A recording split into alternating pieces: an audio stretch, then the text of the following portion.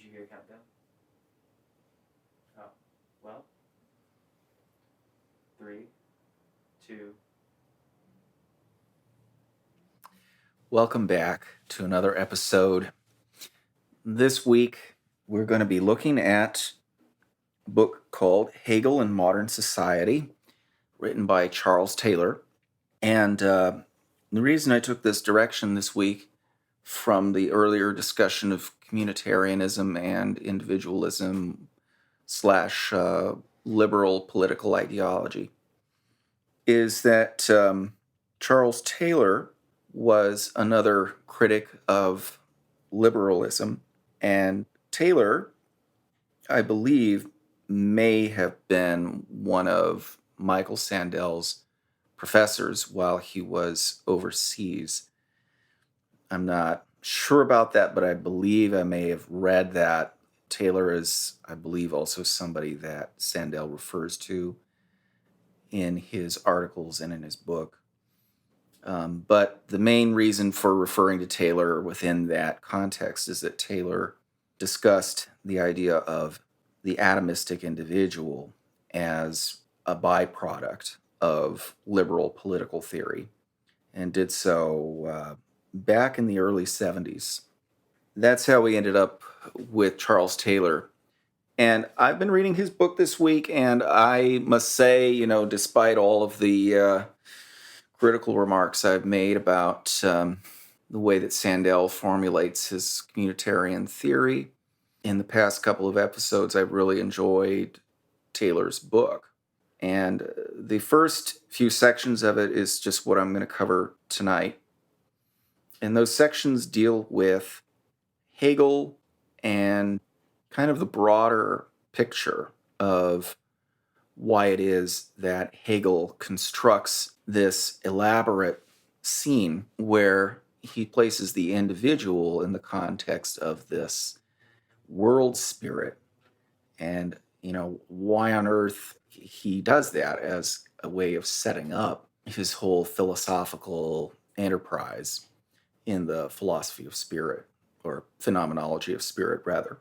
So in prior episodes, going way back, there are some other sides of Hegel that we've talked about. We've talked about Hegel and his dialectic. We've talked about the master-servant or master-slave relationship in relation to that dialectic. And I can't quite come up with the other ones that we've discussed. I believe, yes, we did discuss Hegel and phenomenology in some prior lectures. So those are two alternative ways of looking at Hegel. This one that we're going to be looking at tonight is probably the most overarching way of entering into a discussion of Hegel. And I think it really is helpful. It was certainly helpful for me in clarifying some ideas about Hegel, especially from the standpoint of somebody who's diving into the phenomenology of spirit and might wonder just how in the world we got to this discussion of things like the absolute or things like the world spirit. Didn't find things like that in Kant, and here we are, and this Enlightenment period where those things are not really, it seems like, not really supposed to be in the picture, and yet here they are. So we're gonna dive into that and explain this big picture view of Hegel and how that all fits together.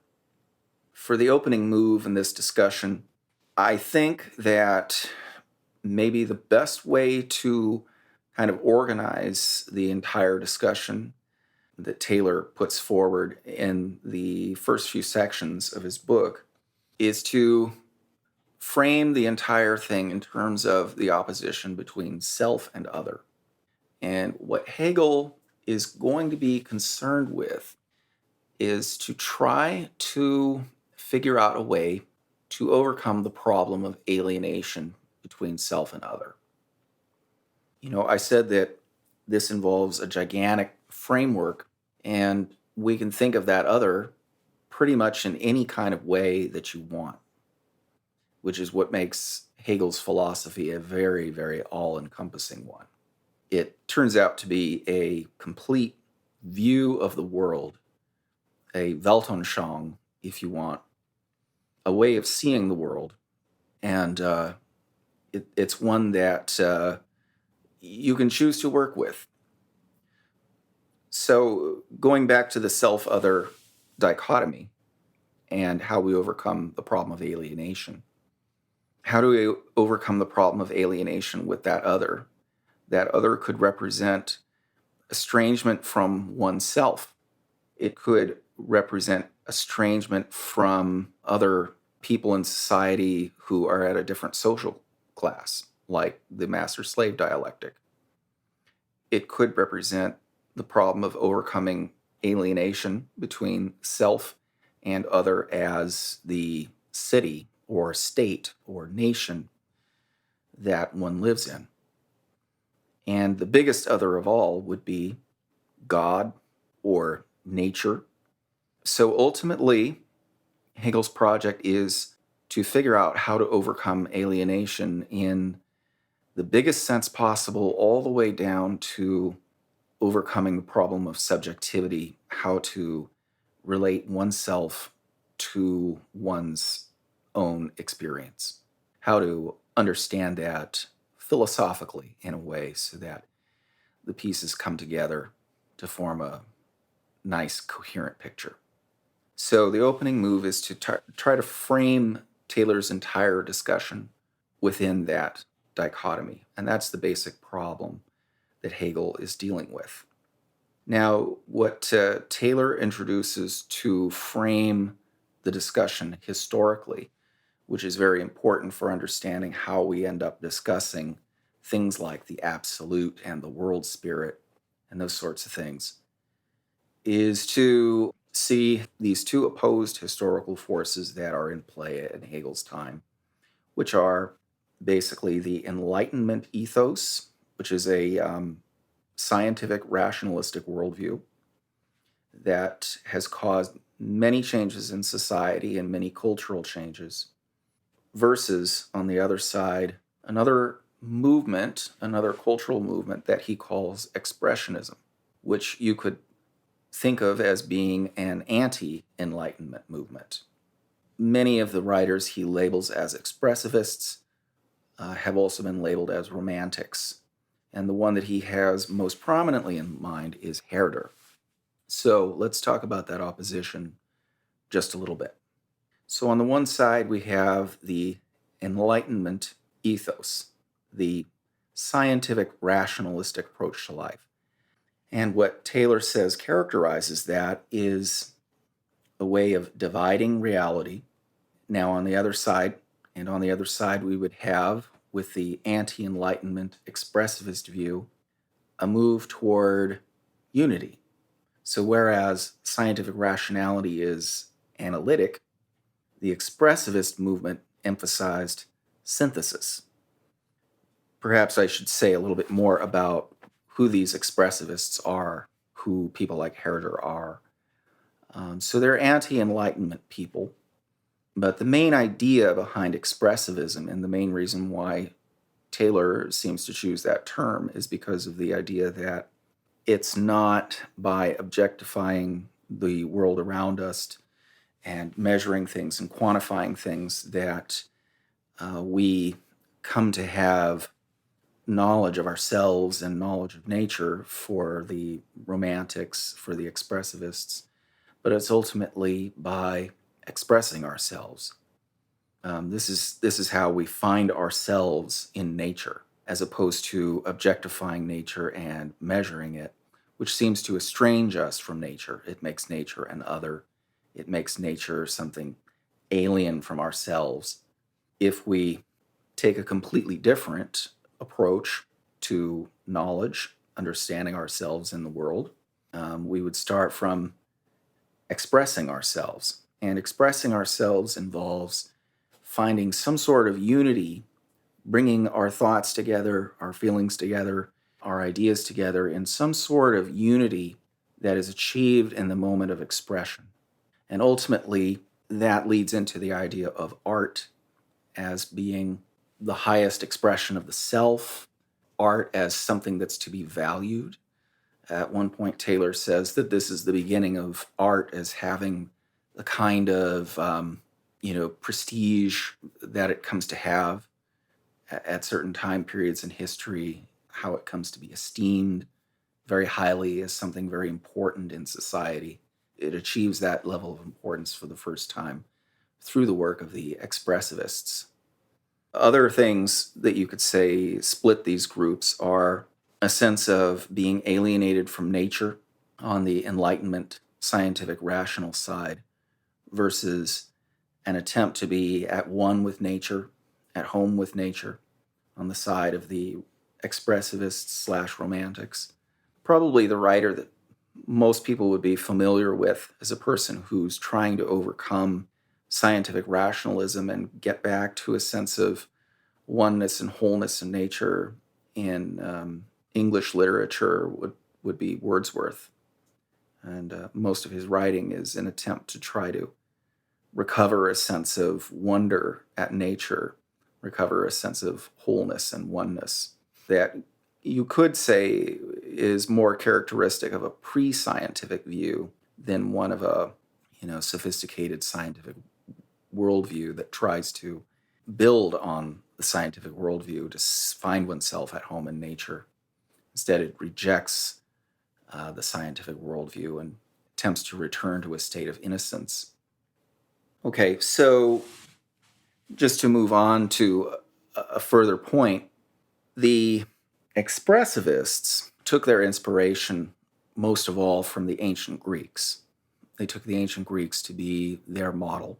And this was mostly due to the influence of a historian named Winckelmann, who wrote kind of a cultural history of ancient Greece. For many of the readers of Winckelmann during that time period, they were able to find a society in which humanity seemed to be fully expressed, a stage of human development where man, each human being, could find himself at home in the universe, which is something that since the progression of the scientific rationalistic approach to nature had been something that had become further and further from anyone being able to grasp that. Another way of framing this point of view would be the idea of the microcosm within a macrocosm that was popular during the Renaissance and goes back to the 12th century. It's the idea that man reflects the universe in himself. Man is a kind of microcosm of the entire universe, so that one is kind of a mirror of the other. And that image of man was an image that could have been, created during the Middle Ages, and in the Renaissance to some extent. But as we move into the Enlightenment scientific age, is one that was, less and less evident. It didn't turn up in art any longer. Instead, there's an attempt to understand the universe rationally, and that attempt had the side effect of breaking up that feeling of unity, of wholeness with the universe. There's a way in which this kind of problem, this kind of social, cultural kind of problem that the advance of the Enlightenment age created, can be related to something that Carl Jung talks about as a paradigm for maturity within the individual. So for Jung, an early stage of development, the child feels a sense of oneness with his environment, feels a sense of oneness, unity with his mother.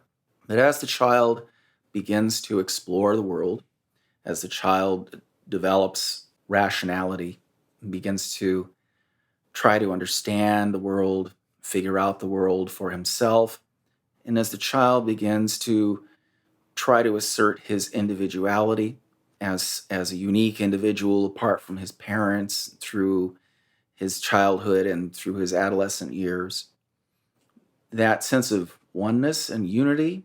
The original sense of oneness and unity is lost, but Jung thinks that an individual can be motivated to try to regain that sense of original wholeness.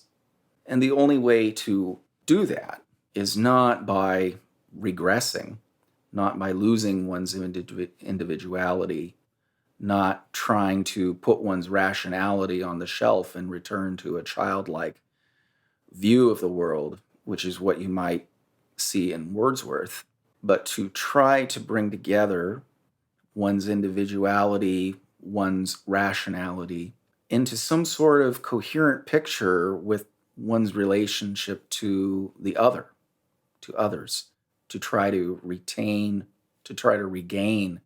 a sense of unity and oneness. And that has to be done through rationality.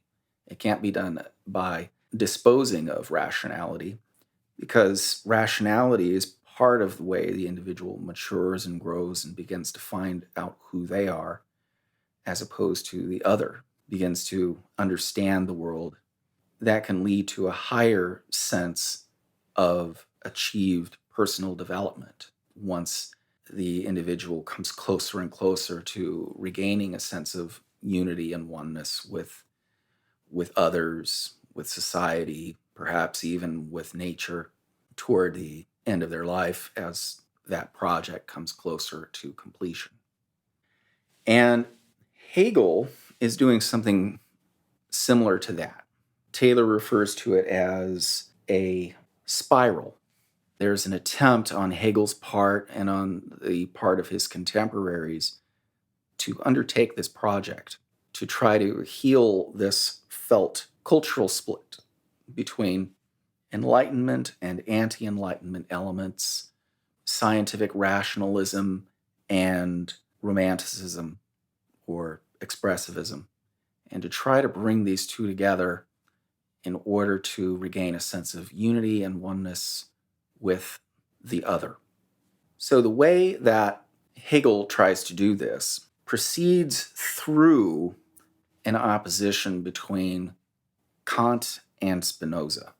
The different parts that Kant and Spinoza play in this drama is that Kant, you can think of, is somebody who articulated the idea of radical freedom.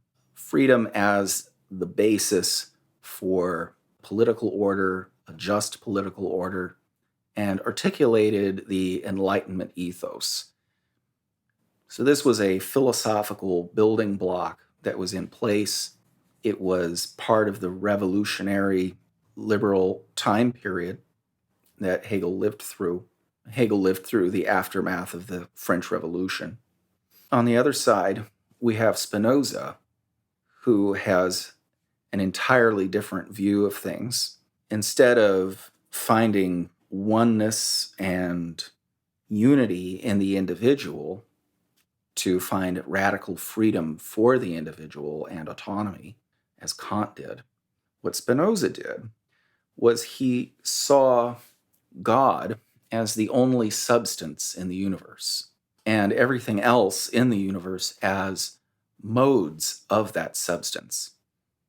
I watched a very interesting lecture.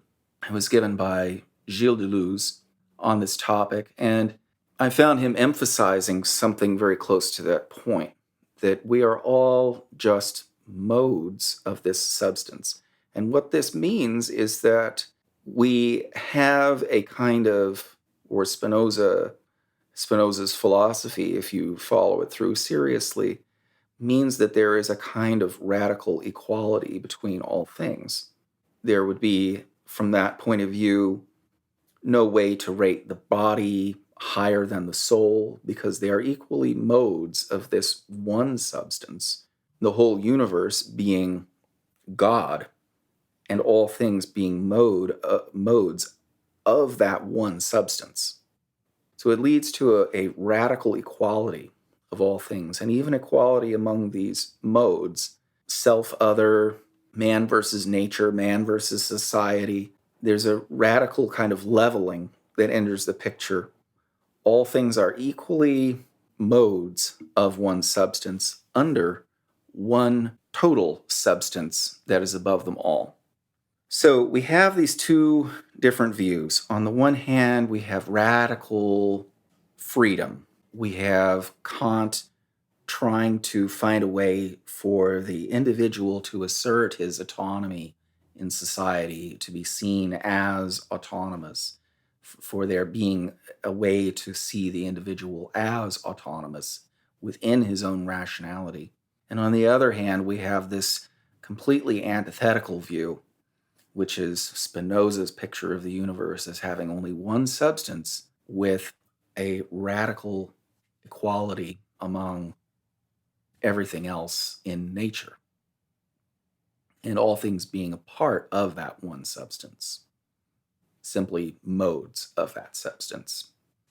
What Taylor suggests is that the way that Geist enters the picture, which can be translated as spirit or world spirit, the role that Geist plays in Hegel's picture, his Weltanschauung, his picture of the world, is that we have, first of all, to try to heal this split and overcome the alienation that is the underlying problem, to first assume that there is this Geist. So there is a quasi-theological, or maybe you could even say actually an explicitly theological kind of background to this view. But we first assume that the universe is a kind of spirit, and all the things that are in the universe, all the things that are in nature, are aspects of this spirit. So to see nature, to see the different parts of nature interacting with one another, is to behold that spirit. And we are also part of that spirit. We ourselves have spirits that are continuous with that one world spirit. And the way that we advance to maturity, to a higher level of spiritual maturity, is through our freedom to begin advancing our rationality in symphony with that, I guess you could say, also advancing our self-expression, so that our maturity, our full psychic maturity, the healing of this opposition between self and other, self and universe, comes together through both the freedom of the individual and free rationality, and through the expression of that rationality. So it's a way to turn to the microcosm-macrocosm picture, to have the individual as a reflection of the cosmos, and at the same time to have the individual be a real individual, to have true individuality. And if we take a step down from the level of this, from this cosmic level down to the level of the state, you could anticipate the same sort of problem recurring. How can we imagine a state that is truly unified, that is truly a community, and also have individuals in it who are asserting their individuality? Those individuals, you might anticipate, must have something of the spirit, the same kind of spirit that runs through society.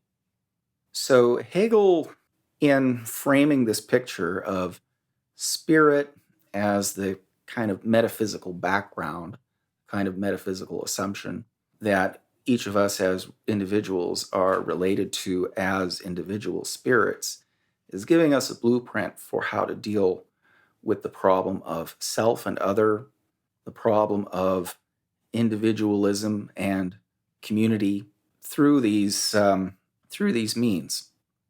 I suppose that really takes us to the end. I suppose what I would like to emphasize, just in case I haven't quite brought it out, is just the idea that what Hegel has in mind is really a path toward self-realization. So in keeping with the spirit of the expressivists, who thought that we should make our life into a kind of artistic expression. We should strive to bring ourselves together into a unity through our self-expression. Hegel is thinking of trying to incorporate scientific rationality into that picture, so we can express our total self, as a more achieved kind of development of self, rather than with the expressivists or some of the romantics like Wordsworth abandoning rationality and seeking for that earlier sense of wholeness and oneness. So self-realization there, I believe, really is key. So with that, I will say goodbye until next time.